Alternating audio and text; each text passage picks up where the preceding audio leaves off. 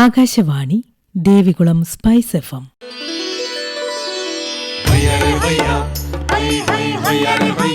കിസാൻ വാണി.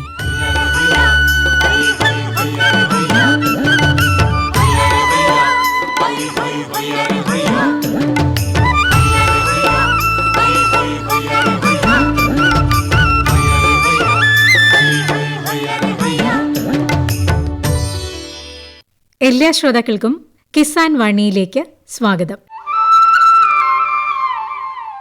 ഈ പരിപാടിയുടെ പ്രായോജകർ കേന്ദ്ര കൃഷി കർഷകക്ഷേമ മന്ത്രാലയം, ഭാരത സർക്കാർ.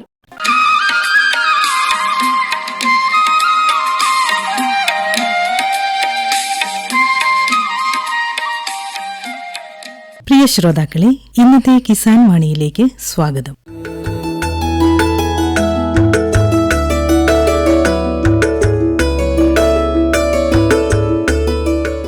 കുരുമുളക് കർഷകർ ഫോണിലൂടെ ഉന്നയിക്കുന്ന സംശയങ്ങൾക്ക് ശാന്തൻപാറ കൃഷി വിജ്ഞാന കേന്ദ്രത്തിലെ സയന്റിസ്റ്റ് ഡോക്ടർ അഷിബ എ മറുപടി നൽകുകയാണ് ഇന്നത്തെ കിസാൻ വാണിയിൽ. ഹലോ, നമസ്കാരം. പേരെന്തായിരുന്നു? എൻ്റെ പേര് ഹരിദാസനായിരുന്നു. ഓക്കെ, എവിടെന്നാണ് വിളിക്കുന്നത്? ഞാൻ അയ്യപ്പൻ കോവിൽ. ഓക്കെ, കുരുമുളക് കൃഷിയുമായി ബന്ധപ്പെട്ട് എന്തായിരുന്നു സംശയം? പറഞ്ഞോളൂ. കുരുമുളക് കൃഷിയായിട്ട് ബന്ധപ്പെട്ട് എനിക്ക് കുരുമുളകിന് ഊരൻ വരുന്നുണ്ട്. ഓക്കെ, ഊരൻ നന്നായിട്ടുണ്ട്. അതെ. അപ്പോൾ അതിന് ഞാൻ ഊരൻ മാത്രമാണോ അതോ മൊത്തത്തിൽ മഞ്ഞളിച്ച് ഉണങ്ങിപ്പോകുന്ന അവസ്ഥയുണ്ടോ ചെടികൾക്ക്? മഞ്ഞളിച്ച ഉണങ്ങി പോകുന്നില്ല. ഇല്ല, ഊരൻ മാത്രമേ ഉള്ളൂ അല്ലേ? മഴക്കാലത്ത് ദ്രുതവാട്ടം വന്ന് ഉണങ്ങി പോകുന്നുണ്ട്. സാധാരണ ദ്രുതവാട്ടം വന്നാൽ ഊരൻ്റെ ഒരു പ്രസൻസ് കാണാറുണ്ട്, അതുകൊണ്ടാണ് ചോദിച്ചത് കേട്ടോ. ഓക്കെ, ഊരന് വേണ്ടിയിട്ട് നമുക്ക് ചെയ്യാൻ പറ്റുന്നത് നമ്മുടെ വേപ്പെണ്ണ ഇല്ലേ, വേപ്പെണ്ണ 1% സ്പ്രേ ചെയ്ത് കൊടുത്താൽ മതിയേ കേട്ടോ. അത് മാത്രം ചെയ്താൽ മതി. ഇല്ല, 1% വേപ്പെണ്ണ ഒന്ന് സ്പ്രേ ചെയ്ത് കൊടുക്കുക. ഓക്കെ. പിന്നെ ദ്രുതവാട്ടം ഓൾറെഡി ഉണ്ടെന്ന് പറഞ്ഞല്ലോ, അതുകൊണ്ട് അതിനെ പ്രതിരോധിക്കാനുള്ള പരിപാലന മുറകളും കൂടി നിങ്ങൾക്ക് കൃഷിയിടത്തിൽ ചെയ്യണം കേട്ടോ, ബാക്കിയുള്ള ചെടികൾക്ക് വരാതിരിക്കാൻ വേണ്ടിയിട്ട്. ഞാൻ COC ചുവട്ടിൽ ഊറ്റി കൊടുക്കാറുണ്ട്, സ്പ്രേ ചെയ്യാറുണ്ട്. ഓക്കെ ഓക്കെ, അങ്ങനെ ചെയ്യാറുണ്ട്. അപ്പോൾ എനിക്ക് വേറൊരു ഡൗട്ട് ഉള്ളതെന്ന് വെച്ചാൽ, നമ്മൾക്ക് ഈ കൃഷിഭവൻ മുഖേന ആത്മ എന്ന് പറഞ്ഞൊരു ലേഖനം കിട്ടുമായിരുന്നു നേരത്തെ. ഇപ്പം അത് കാണുന്നില്ല. അപ്പം അതിൽ നമ്മൾ കൃഷികൾക്ക് വളം ചെയ്യുമ്പോൾ പൊട്ടാഷ് ഉപയോഗിക്കുന്ന വളത്തിൻ്റെ കൂട്ടത്തിൽ മഗ്നീഷ്യം സൾഫേറ്റ് ഉപയോഗിക്കാൻ പാടില്ല എന്നൊരു നിർദ്ദേശം കണ്ടു. അപ്പം ഞാനത് പിന്നെ കിസാൻ കോൾ സെന്ററിൽ നിന്ന് വിളിച്ച് ചോദിച്ചപ്പോൾ അവരും പറഞ്ഞ് അങ്ങനെ ഉപയോഗിക്കരുത്, അങ്ങനെ ഉപയോഗിച്ചാൽ നമുക്കത് ഗുണതകൾ വരും, ദോഷമേ വരുള്ളൂ എന്ന് പറഞ്ഞു.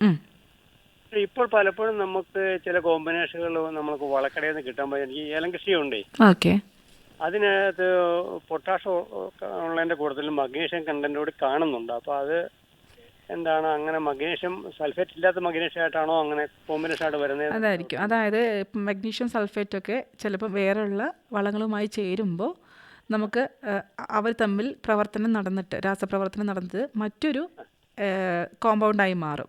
അപ്പോൾ നമുക്ക് അതിൽ നിന്ന് മഗ്നീഷ്യം പൊട്ടാഷ്യം കിട്ടാത്ത അവസ്ഥ വരും. അതുകൊണ്ടാണ് അങ്ങനെ ചെയ്യരുതെന്ന് പറയും. പിന്നെ കോംപ്ലക്സ് ഫെർട്ടിലൈസറായിട്ട് വരുമ്പോൾ അങ്ങനെ ഓൾറെഡി നമ്മൾ അവർ മാനുഫാക്ചറിങ്ങിൽ തന്നെ അങ്ങനെ വരുമ്പോൾ അത് നമുക്ക് പ്രശ്നമുള്ള കാര്യമല്ല.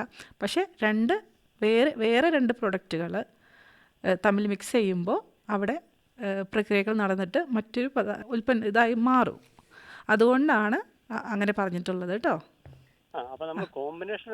കോമ്പിനേഷനായിട്ട് ഇല്ല. അതായത് ഒരു പർട്ടിക്കുലർ ഒരു വളത്തിൽ ഓൾറെഡി ഈ കണ്ടന്റുകൾ അവർ ഇൻബിൽട്ടായിട്ട്, അതായത് അവരുടെ മാനുഫാക്ചറിങ്ങിൽ തന്നെ ആ ഒരു 2 കണ്ടന്റ് ഒരുമിച്ചുണ്ടെങ്കിൽ അത് നമുക്ക് പ്രശ്നമുള്ളതല്ല.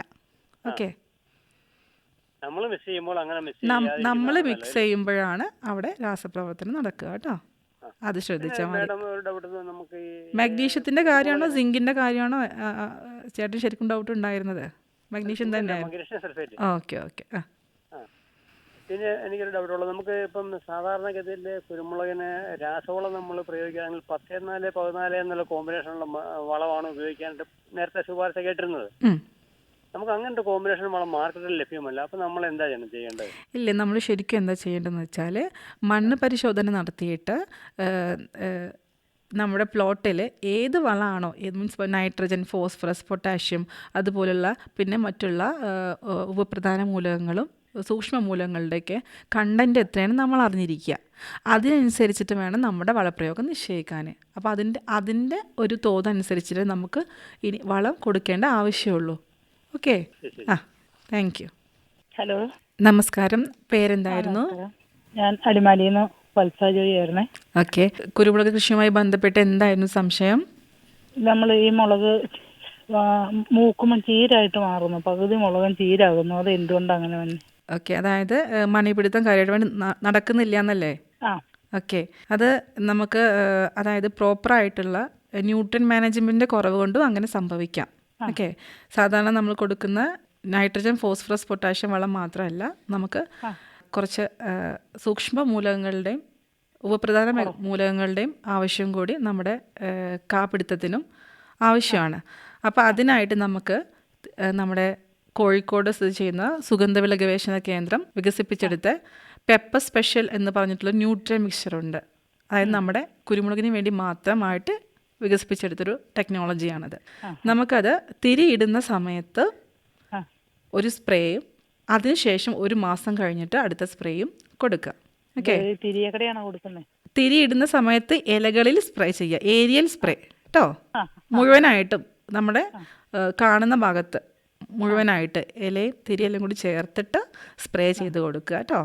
അത് കൊടുക്കേണ്ട രീതി എന്ന് പറയുന്നത് 1 കിലോ 200 ലിറ്റർ വെള്ളത്തിൽ മിക്സ് ചെയ്ത് വേണം സ്പ്രേ കൊടുക്കാൻ. ഓക്കെ. തിരിയിടുന്ന സമയത്തും അത് കഴിഞ്ഞ് 1 മാസം കഴിഞ്ഞു 2 തവണയായിട്ട് സ്പ്രേ കൊടുക്കുക. പിന്നെ പ്രധാനമായും ശ്രദ്ധിക്കേണ്ടത്, മറ്റുള്ള വളങ്ങൾ ചെയ്യുന്ന ആളാണോ? ചെയ്യുന്നുണ്ട്. ഓക്കെ. അപ്പം നമ്മൾ വേറെ ഒന്നും ചെയ്യുന്നില്ല. ഓക്കെ. അപ്പം ബാക്കിയുള്ള നമ്മൾ മണ്ണ് പരിശോധന നടത്തിയിട്ട് വേറെ ഏതെങ്കിലും മൂലകത്തിൻ്റെ കുറവുണ്ടോ എന്ന് നമ്മൾ തിട്ടപ്പെടുത്തേണ്ടതുണ്ട് കേട്ടോ. അതല്ല എങ്കിൽ നമുക്ക് ഈ ഒരു തിരിയിടുന്ന സമയത്ത് കൊടുക്കുന്ന ഈ ISRൻ്റെ ബ്ലാക്ക് പെപ്പർ സ്പെഷ്യലും നമുക്ക് നല്ല രീതിയിൽ മണി പിടിക്കാനും നല്ല ഈൽഡ് ഉണ്ടാവാനും സഹായിക്കുന്നതാണ്. മഴ നനഞ്ഞാൽ കുഴപ്പമുണ്ടോ? ഈ മരുന്നടിക്കുമ്പോൾ മഴയാണ്. ഇല്ല, ഭയങ്കര മഴ ഉണ്ടെങ്കിൽ പറ്റില്ല. അതായത് നമുക്കത് സ്പ്രേ ചെയ്താൽ അവർക്ക് ആഗിരണം ചെയ്യാനുള്ള ഒരു സമയം കൊടുക്കണം കേട്ടോ. അപ്പോൾ അതനുസരിച്ചിട്ട് വേണം നമ്മൾ സ്പ്രേയിങ് നിശ്ചയിക്കാൻ. 2-3 മണിക്കൂർ മതിയോ? മതി. ഒരു 3 മണിക്കൂർ അടിച്ചിട്ട് 3 മണിക്കൂർ കഴിഞ്ഞ് മഴ പെയ്താൽ വലിയ കുഴപ്പമില്ല. എന്നാലും നമ്മൾ കാലാവസ്ഥ നോക്കിയിട്ട് കൊടുക്കുക കേട്ടോ. മഴ വലിയ ഉണ്ടോ എന്നുള്ളൊരു ഇത് നോക്കിയിട്ട് നമ്മൾ സ്പ്രേയിങ് നിശ്ചയിക്കുക. Okay, thank you.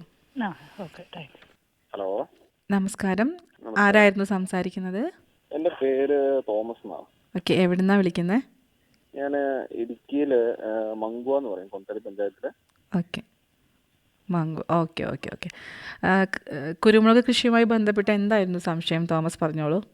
കുരുമുളക് കൃഷിയിൽ നമ്മൾ ഈ മഴക്കാലമൊക്കെ മാറിക്കഴിയുമ്പോഴത്തേക്കും, അതായത് ഈ മുളകൊരു പകുതി മൂപ്പായി കഴിയുമ്പോഴത്തേക്കും പൊടി വല്ലാതെ മഞ്ഞയ്ക്കുന്നുണ്ട്. ഓക്കെ.